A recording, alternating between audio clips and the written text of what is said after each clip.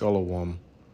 I want to begin a lesson off by giving all praise, honor, and glory to Yahweh Bahashem, Yahweh Shai Bahashem, Rakahakorash. Double blessing and honor to the apostles and elders, the great millstone who taught me this truth through the spirit and the power of Yahweh Bahashem, Yahweh Shai. Back here with another lesson through the spirit. Just want to come at y'all with something quick, man.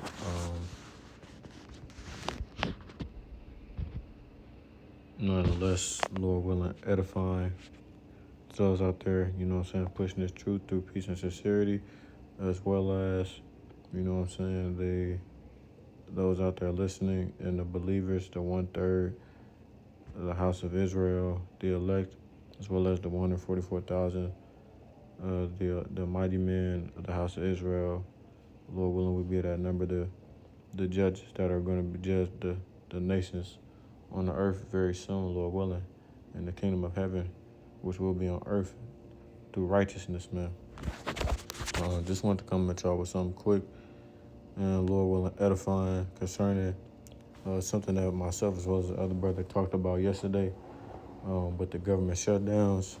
And we were saying this in our lesson yesterday as well. A lot of stuff that we've been saying has been repetitive, and it's given us some more confidence, and more reassurance that we are at the end of this thing, man. So go ahead and bring you all something that was announced yesterday. And I said this in a lesson, I mentioned it as well, but I also seen a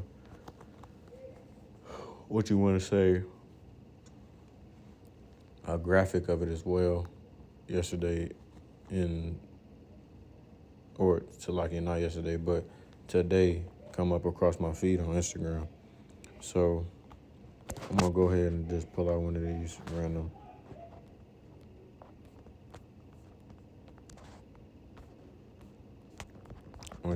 articles. Read that to y'all. Pull out some precepts through the scriptures, man.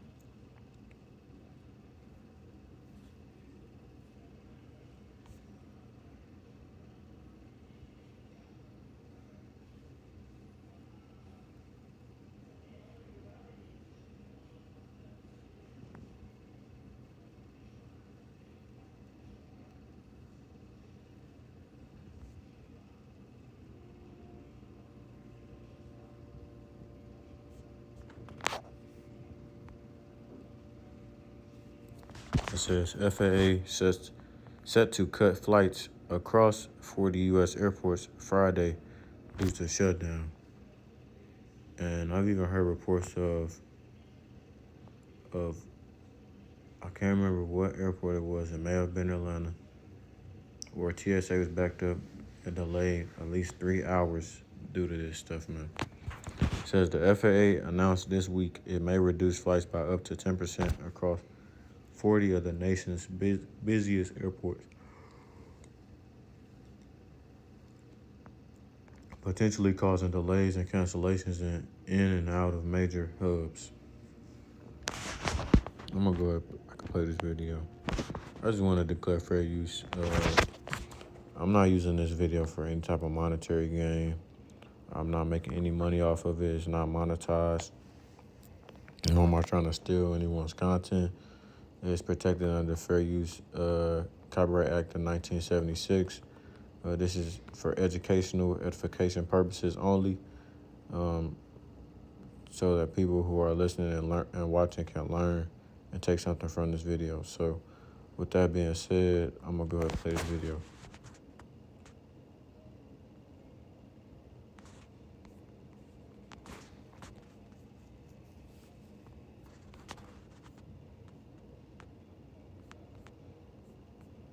We could see major disruptions to air travel beginning tomorrow.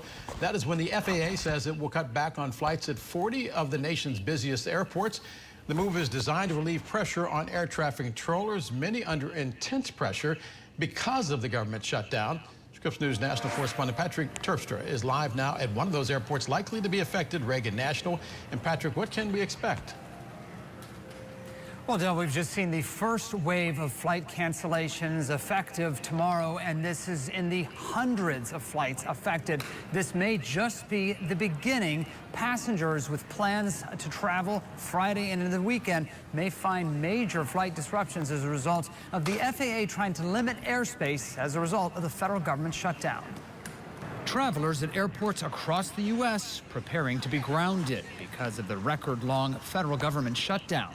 I'm very concerned because we're flying out on Saturday. The FAA announcing it may reduce flights by up to 10% across 40 of the nation's busiest airports, potentially causing delays and cancellations in and out of major hubs, including Denver, New York, Houston, and Chicago. When we see pressures building in these 40 markets, we just can't ignore it, and we're not going to wait for a safety problem to truly manifest itself when the early indicators are telling us we can take action today to prevent things from deteriorating. A 10% cut could affect as many as 1,800 flights, according to one estimate, plus slow down cargo jets. Ground stops already seen at dozens of airports during the government shutdown, as some air traffic controllers are not showing up to work after not getting a full paycheck since October 1st, straining a system already understaffed.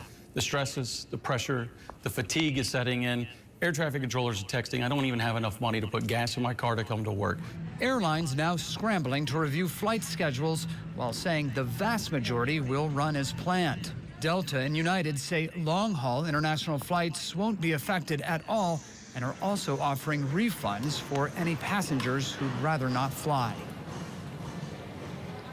And already a number of flights canceled. 500 is the total there from FlightAware.com. That number already 3 times the number of flight cancellations just today, Del. And Patrick, there is some question tonight about whether or not this slowdown was needed. What are you hearing about that? Well, we've heard all day today from Democrats on Capitol Hill questioning whether this is really necessary. Congressman Rick Larsen, he's a top Democrat on the House Aviation Transportation Committee.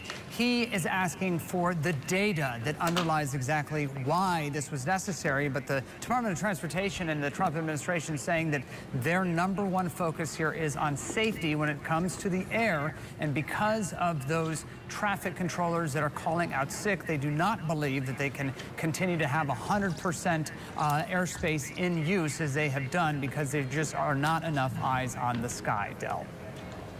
Scripps News investigative reporter Patrick Terpstra. Patrick, as always, thank you very much. So yeah, man, like we've been telling you all, things are starting to get real. It's becoming a domino effect, essentially. The fact that the government is shut down,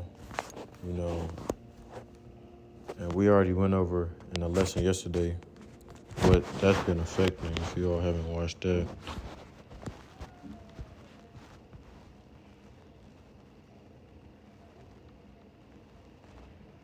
What the hell?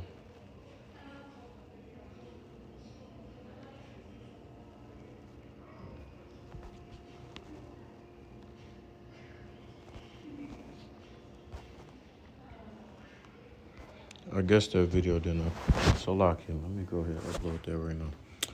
But the brother and I made a lesson yesterday. I thought it uploaded, but I guess it didn't. Let me go back on StreamYard. Nonetheless, we were going over the government shutdown. And essentially all the things that it has been affecting. And now they're saying it can affect cargo, stuff, things of that nature. And it's really just, like I said, a domino effect, right? It's affecting Snaps, which has been at the forefront of the headline of this whole government shutdown. But that's not all. He probably would take care of the... That's not all, though, right? Because now it's affecting travel. But as we've told you all, this was said in the scriptures, man. This has been said in the scriptures. It said that these type of things are going to happen, man. So, like I've been telling you all, there shouldn't be no surprise or anything like that as to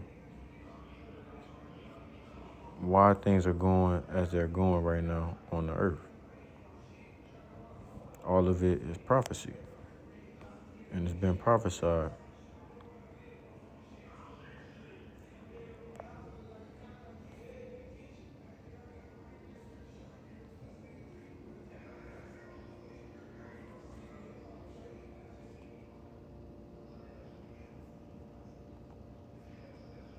This is the book of 2nd Ezra, chapter 15, and verse 16. It says, "For there shall be sedition among men," meaning revolting, rebellion, right? "And invading one another, they shall not regard their kings nor princes," meaning the politicians, you know what I'm saying, government officials, those who are in power right now. They're not going to regard them. If this thing continues to go on, this government shutdown, if it continues to go on more and more and longer, you know what I'm saying, we're already in the longest shutdown ever. If it continues to go on longer, man, we're just getting closer and closer to civil unrest, as well as, you know, this prophecy, right? People standing up, fighting against each other. So like verse 15, right? Civil unrest, order op KO, you know what I'm saying? Just total chaos.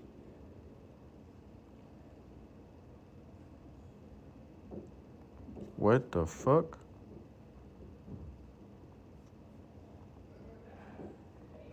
Did this nigga delete the video, bro?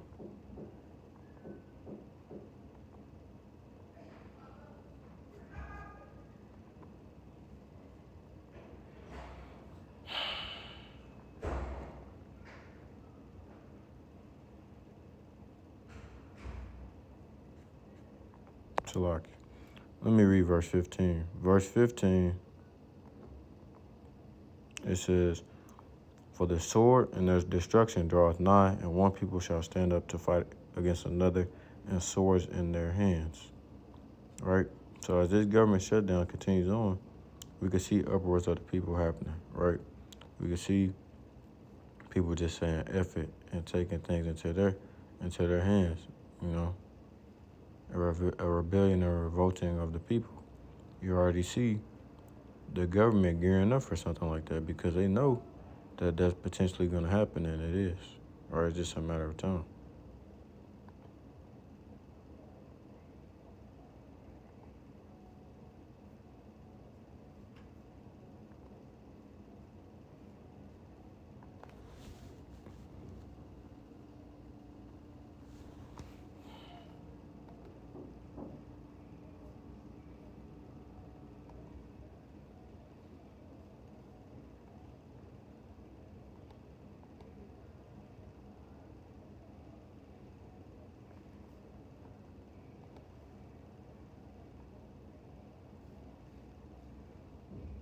I'm gonna have to figure this out later. I think this nigga deleted the video. I'm gonna smack this nigga. Anyways, going on to verse 17 of my point. "A man shall desire to go into a city and shall not be able, for because of their pride, the city shall be troubled, the houses shall be destroyed, and men shall be afraid," right? So people are going to try and go into these different cities and whatnot, and are not going to be able to. Traveling is going to be limited, and that's what we're seeing right now. Through, you know, TSA, through the FAA, the furloughs, and the fact that these people are not being paid anymore, right?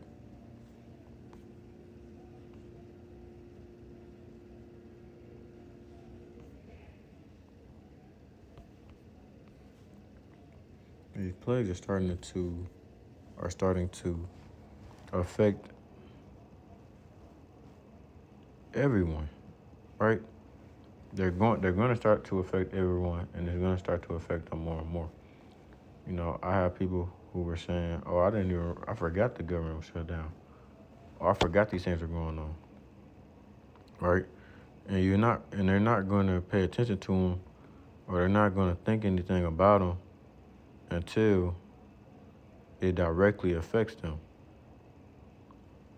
Right?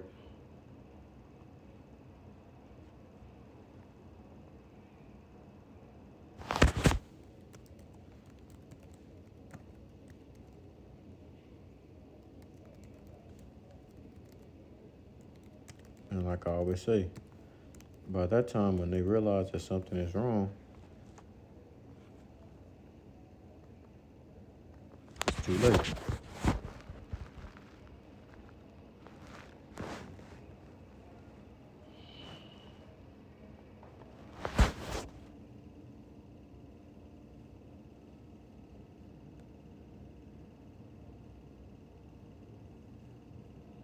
By that time when they realize it, it'll be too late. Salaki.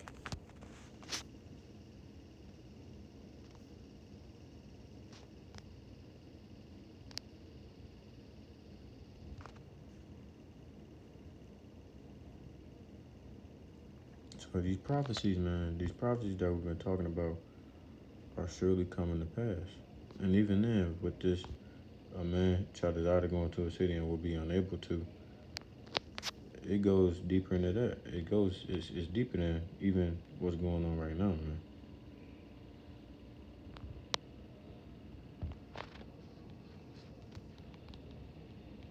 You know, not people not being able to drive cars, all of these things. We've mentioned it in our lessons before, time and time again.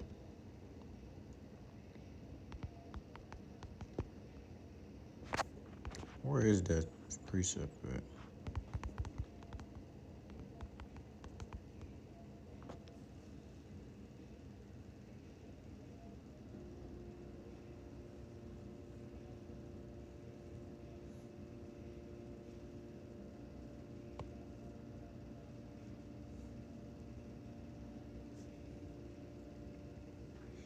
The second, the book of Second Ezra 9:4. Then shalt thou well understand that the Most High spake of those things from the days that were before thee, even from the beginning. Right? It was prophecy. It was prophesied to already happen. It's planned to happen, man. We just foretelling it as it's before it plays out. The Lord already said that these things are going to happen and take place on earth. That's why it's no better time to be alive, like the brother said yesterday. You know, we're literally seeing the prophecies of the Bible play out on earth, unfold in front of our own eyes, and it's beautiful, man. It's definitely beautiful.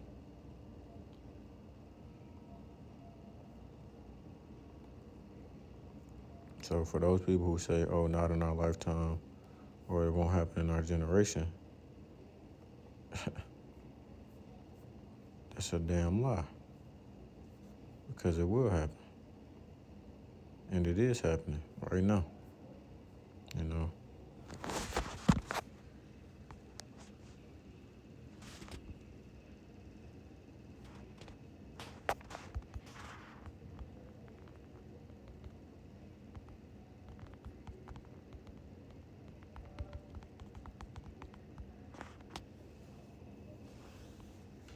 I don't know if there's any that speak on this in the in like the older New Testament. All in all, this stuff just goes with Jacob's trouble anyways, which we're approaching. Not completely in it yet. Of course, Jacob's catching hell and trouble, but it's not a time that we've never seen before, right? Things are still continuing on as if, you know what I'm saying, it's a regular day or whatnot. But it's not to the point where all hell has broken loose, a collapse of government has happened, right? Things of that nature. That's what I mean.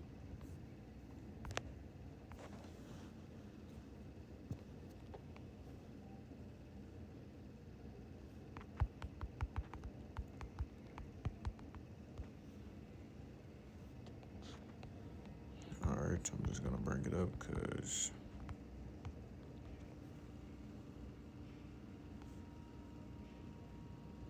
did I not just put dope? All right. The book of Habakkuk, chapter 2 and verse 3. For the vision is yet for an appointed time, but at the end it shall speak and not lie. Though it tarry, wait for it, because it will surely come. It will not tarry. In the NLT, this vision is for a future time. It describes the end, right? That's what the Lord put in Esdras and other prophets, of course. Daniel, things of that nature. He put a vision in their head for a future time. Told them to write it down, right? Write my answer plainly on tablets so that a runner can carry the correct message to others. That's what we're doing, making it plain upon tables. The Lord put visions in the prophets' heads, prophets of old's heads. Told them to write it down, even though they didn't fully understand what was going on. You have the prophets of the new age, you know what I'm saying, brothers such as myself, as well as the brothers of the great millstone who come and line them up with the things that's going on nowadays, in today's times and current events, how they lead up, because this is the end times that we're in right now. The vision is for a future time. It describes the end, and it will be fulfilled. It seems slow in coming. Wait patiently, for it will surely take place. It will not be delayed. So we're seeing these prophecies that we've been talking about come to pass and unfold in front of our hands, or unfold in front of our faces. I know it seems like it's taking a while to y'all or to some people. It's actually not taking that long. It's unfolding when it's supposed to and how the Lord sees fit. Right. So I'm gonna close it off there, man. There's a lot going on. Man. We just gotta keep prophesying, keep bringing the message, keep bringing the truth, keep pushing it. And I'm gonna have a talk with this brother about what the hell was going on.